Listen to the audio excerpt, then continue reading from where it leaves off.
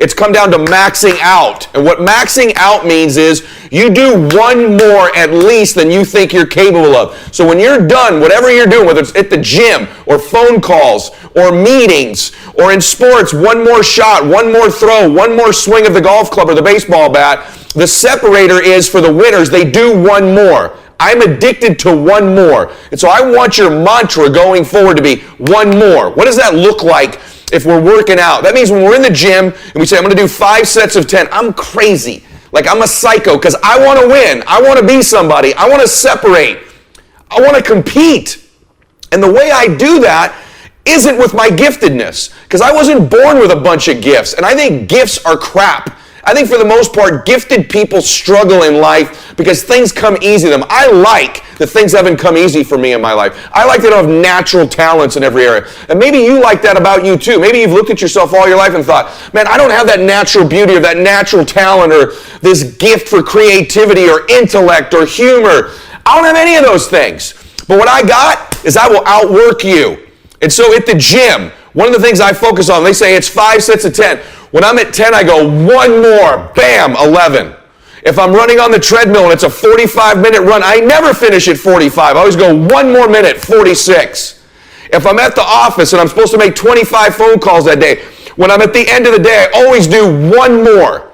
If I've got meetings, I always do one more. My mantra for 3 decades in business has been one more. Why? Because we get out of life what we think we deserve. And I'm the kind of guy that I know when you do 45 minutes on the treadmill and I do 46, I deserve to be fitter. I know that when I'm lifting weights and I watch you do 5 sets of 10, and every single time I do one more. When it's a set of 5, I do 6. When it's a set of 8, I do 9. When it's 45 on the treadmill, I do 46. When it's supposed to be 20 phone calls, I make 21. When it's supposed to be an 8-hour workday, I work 9. Whatever it is, I always do one more. And what that does is it makes me eventually think I'm doing things other people aren't willing to do, so I should get things other people aren't going to get. And if you go to the root of the things I believe philosophically about winning, the people that win, the great athletes that I coach, when I watch the really gifted golfer and the one who actually wins, the gifted golfer, they do what they're supposed to do. You'd never know they weren't working hard. It's not like people don't work hard. Everybody works hard. That's a given now. But what's the separator to where you become the maxed out version of you? See, the gifted golfer, they hit their 100 balls because they're supposed to. But the not so gifted one that ends up winning, they hit 101 or 110 or 120. I watch them on the driving range and you can hear them say, one more, one more. What's the difference between Kobe Bryant and other gifted NBA players when he played, or Michael Jordan when they played, or right now Kevin Durant, people tell me, or Steph Curry? They're constantly, when everyone else is done shooting in the gym, they say one more. Larry Bird was legendary for one more, one more. The people that would throw the passes to him, the ball guys in practice, say, he always wants more, he always wants more. The great hitters that I know, the Mike Trouts in MLB, they're gifted, but they just take a little more. They take that extra batting practice, that extra session. They're always doing extra. That's the separator. Like, you can learn all this stuff. You can digest all the tactics and information that I give out, but if you're not willing to do one more, eventually there's a part of you that says, maybe I don't deserve it. I'm just doing what everybody else is doing, and that's not good enough. It's not even good enough to do more than everybody else. It's your maxed out level. It's one more of everything. And so whether that's a phone call, an email, a text, an appointment, one more time you tell your spouse you love them. One more time you go in and kiss your children goodnight. One more hug of somebody. One more phone call. One more everything. I want your theme to be one more. Have I said that enough times for you today? So what's that really look like in application? Well, the second thing it does for you is you actually do more reps of whatever it is you're doing. And when we do more repetitions, we get better. And when we do more repetitions, we're more productive. So number one is the psychology part. If you're someone who's always doing things other people aren't willing to do, you always max out, you always go to the next level, you convince yourself you deserve to win. You can take low self-esteem, low identity, low confidence, and change it over time by building this habitual addiction to doing one more, this obsession of one more. All the greats do one more and all the average don't. It's not that the average don't work hard. It's not that the average at your company, it's not that they don't work hard. They probably work pretty hard. But do they always do extra? Do they always do one more? Do they always do 10 more if they need to? Do they always get after it? The other part of it, number 2, is you just get better because of the reps. You're just doing more of something, you get better. You get stronger. You become a better phone caller when you make one more phone call every day. You become a better communicator when you do one more meeting every single day. You get better at coordination in your sport or at the gym by just doing more reps. Yes, you get better. So that's the second layer. But the third one is you stack the odds in your favor. See, for me, I want the odds that I'm going to win to increase. The larger numbers we play in life in every area, more is always better. People tell you, more isn't always better. And almost everything, more is better, just so you know. And almost everything. People who tell you more isn't better in most things are lazy. And they try to justify their own weakness. Don't let people who are justifying their own weakness convince you that you working hard, you doing more isn't the pathway to your success. People say, well, you got to work smarter, not harder. That's a lie, because everybody who wins works smarter. The separator is who works harder. And by the way, we become smarter through working harder. All the new revelations, all the breakthroughs, all the new discoveries always come when you're doing one more. Always come through more repetitions. You find new ways, new strategies, new words, new keys by higher repetitions. So even if you believe working smarter is more important, you will become smarter by doing more. So if you work 300 days a year, let's just say 300 days a year, that's 300 more phone calls every single year. Over 5 years, that's 1,500 more contacts. 1,500 more contacts. Just think about that just for a second. Over 30 years, that's 9,000 more contacts. What are the odds the person who makes 9,000 more contacts or even 300 more a year are going to win? You give me 2 average people that walk in a room. Same ability, same skills, same backgrounds, same product. One of them makes 300 more contacts a year than the other one. Who's going to win? We know. How about over 5 years? One of them makes 1,500 more contacts over 5 years. Who's going to win? Over a lifetime, 30 years of work, one makes 9,000 more contacts. Who's going to win? You stack the odds in your favor. Never mind the person who made the 9,000 more contacts is better. They've got more reps. They've got more confidence. They believe they deserve to win. They just have 9,000 more opportunities. How about a golfer? One of them makes 300 more swings a year. And that's just one more swing a day. Right? And over 5 years, 1,500 more, 9,000 over a lifetime. Who's more likely to win? So you pick anything you want. You begin to stack the odds in your favor. How about at the gym? If every day you went 1 more minute in your cardio, so it's supposed to be 45, you do 46. Do you know what that starts to do to you? You start knowing you're different. You start knowing you obliterate standards. You start knowing you can break through. When you break through an artificial barrier like 45 minutes, you do 1 more. It sets a catalyst for your entire day. It sets a syntax. It sets a mindset for the rest of your life. Never mind the fact that if you do 300 more minutes, which is 9,000 more over your lifetime, who's going to be more fit? So you begin to stack these things and your entire life changes. This is what I like to call compound pounding. Most people underestimate what time can do when backed up with massive activity. Right as I'm speaking to you, I'm looking out at the ocean right now, and there's a massive rock formation, and you can see the rivets in the rocks. And what caused those rivets in the rocks was compound pounding of the ocean hitting that rock over and over and over again. Over and over, compound pounding against that rock. And over time, that ocean breaks the rock down.